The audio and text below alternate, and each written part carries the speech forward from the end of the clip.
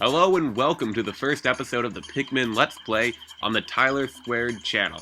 Alright, so this is a shared channel between me, Teedler, and Mr. Tyler. He's the guy in Alaska who does, Let's Play stuff. So our first series is going to be Pikmin, which is a GameCube launch title. You can also get the game as a new Wii Play Control thing for the Wii, obviously, which, I think fixed a couple of glitches. I don't really know how much it fixed, but, it changed a bit of the AI mechanics, and it made the game, I'm going to say, slightly easier because you have an increased throw range. If you want to see what the difference between that, I would say watch this and then watch Chuck Conroy's video on it. You guys know what he's doing, so this is our first Let's Play anyways. Yeah, I already said it. Anyways, I recorded this first episode back over the summer, but I decided since it's been so long, I might as well just recon the entire thing. I'm probably gonna put a link to that video in the description. But for all of those from Miiverse who showed up, I would like to thank you, and I'll keep you guys updated through Miiverse, I guess, through the respective communities of the game if they apply. I'm probably going to end up going lots of general trivia bits I can when it's applicable. But anyway, this is the impact site, the first area in the game. There is a whopping total of 2 treasure parts here, because it's 2, and that's why I know it. But, you go back here one other time. This is where you first crash land, and there's the dolphin, named after the codename of the GameCube. Anyway, this is Captain Olimar. He's, talking about what he does, giving a bit of exposition in case you missed that cutscene. Making a captain's log. I believe, they, assume this planet to be Earth. Bit of trivia there. Anyways, his engine's gone, so he's kind of stuck here. I almost wanted to press the A button, but I can't do that because it's post-play. Anyways, to make matters worse, my atmospheric sensors indicate the planet's environment contains high levels of poisonous oxygen. Anyways, if you don't know, Olimar's an alien, and oxygen is bad for him. I'm probably not going to continue to read these text files, or whatever they're called, during this because it's post-play, and I'm not going to give myself enough time. Anyways, good GameCube game if you can find it. I suggest you go out and buy it. It's kind of short, though. I think I already said that. But, if you like Pikmin 3, I think you'll like it, because Pikmin 2 was Unlimited Days, and they're both all good games. Anyway, so this is, the Onion. Oh, wait, no, I skipped that. He already... Anyways, so this is how you get more Pikmin. This is their little hive. If you haven't played any of this or the second one, and you only played Pikmin 3, the onions were all separate, and the Pikmin would bring their colored onions together, respectively, and there would be the 3 onions. You get a color bonus for matching your pellet posies, which are those plants you saw earlier in the background. So a red one and a red onion will give you 2. I don't know if the color bonus continues on higher numbers, because when I was doing this day recording, I was like, oh, I'm going to make sure and figure out how many extra it gives you for 5. But it only gave me 5, but I thought it was really weird. I don't know if it was just that one time or something odd like that. But anyways, here's the Olimar discovering the Pikmin, looking at it. Resembles a carrot on this planet, which you can see in Pikmin 2 is Piclopedia. That's also been ported to the Wii. Yeah, so there's controls, basically. Those are basic. Those aren't really important if you're just watching the game, if you're not doing it. Anyways, history on this game. This was the result of a tech demo for the GameCube called, Super Mario 128. In which, as you would expect, 128 Marios were, controlled on screen at once. And it's transferred over, that, stuff transferred over into this game. That's how it worked. Anyways, I don't know if I've said already, but I plan to get to live commentary as soon as possible. I highly suggest any game on the Pikmin series to play. They're all very fun, real-time strategy. They're very... Despite having the real-time strategy, they kind of just fall into their own thing. It's like, I don't know. You can go to TV tropes about it. It's considered one of those, like, genre busters, I guess. Doesn't really fit into a particular genre, but it's best classified as that. Yeah, so let's see. For what I'll be able to do as actual Let's Plays, I don't have the entire library because I'm not a collector. But I can do GameCube, Dreamcast. Pretty much there's no Dreamcast games that are legally available.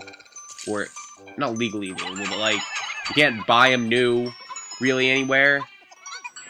I've got a couple Dreamcast games. We've got GameCube, Super Nintendo, 64. Basically, every Nintendo system from the SNES to the Wii U, I can do something with. Although, I'm probably not going to go out and spend, like, 60 bucks just so you guys can see something. Like, if you guys, I guess, want to spend, you're probably not going to, you don't have to, but I'm doubting these are ever going to get that popularity to be able to. But if it does, I'm going to, like, be all along with that, like, you guys can let us see this stuff. If we ever do that, open to that kind of thing. I'm totally fine with that, by the way. So, anyways, yeah, I'm actually looking at the GameCube right now. I don't know why, it's really weird. But, I can do, if I can get a hold of a copy of a game, I would prefer not to emulate them, just because, out of personal preference, I don't like to do that if I don't have to.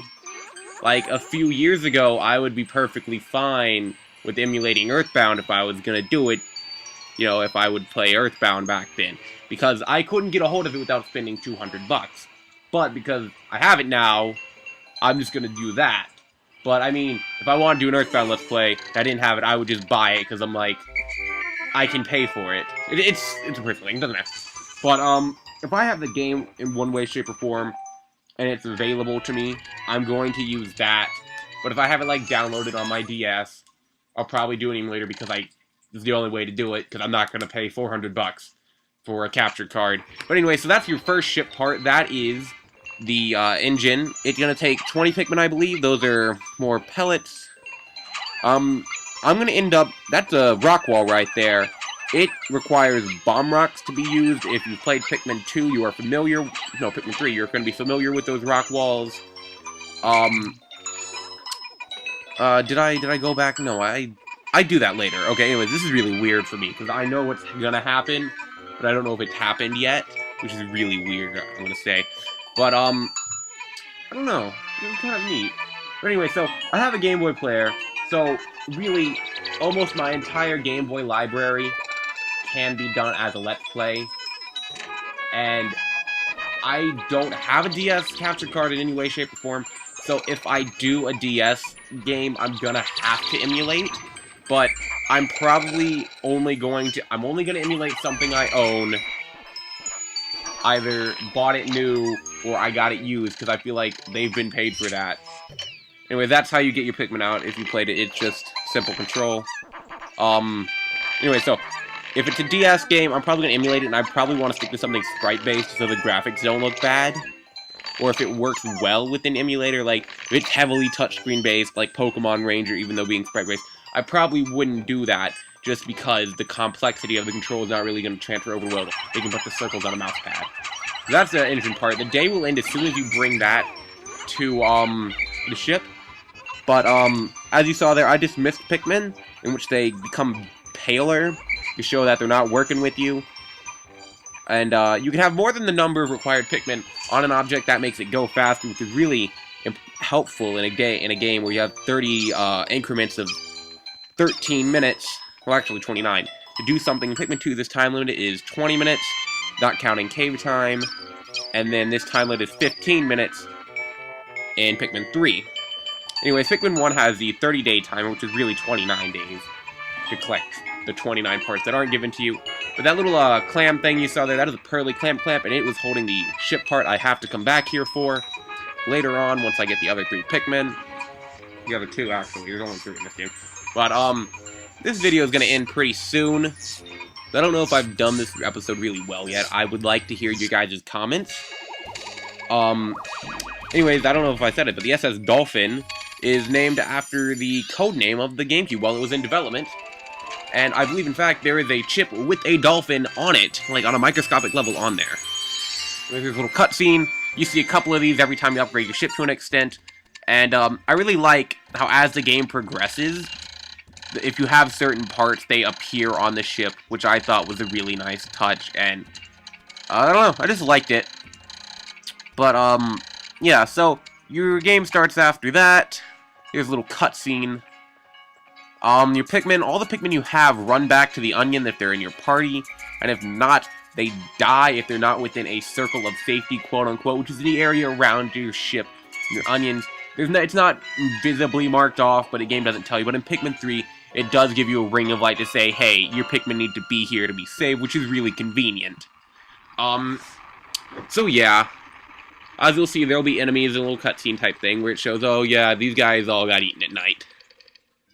So, yeah.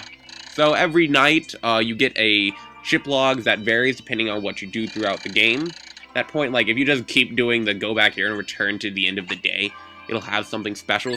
So I'm going to end this video, and I'll meet you guys back up on day 2.